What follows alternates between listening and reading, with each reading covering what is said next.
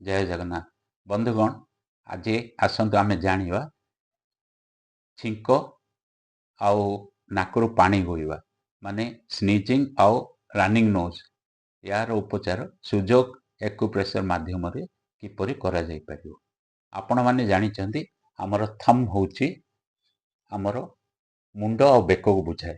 तो थम रो a joint to ऊपर को हमर फेस आसे। तो फेस रे जेमती नाकटा पद्दा को बाहरी छि सेमती थम रो ए जगह रे पद्दा को बाहरी छि जोटा कि टच कले फास्ट तळे लागिवो। ए जगह होछि हमर नाक। तो फास्ट डाहाण हाथ रो ए जगह रे आपण प्रेशर देबे हला ए भले प्रेशर देबे। तापर कोन करिवे सेई जगह को ब्लू कलर रे ए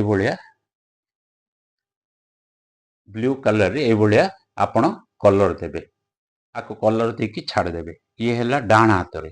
बाम हाथ रे कोन करिवे आपण ए भलिया सर्जिकल टेप कोटे नै जिवे सेई तो खंडे गोटे लवंग लगेबे जोथिरे कि फूल भी थिबो ए भलिया लगेबे आ ताकू ए जगह रे ए भलिया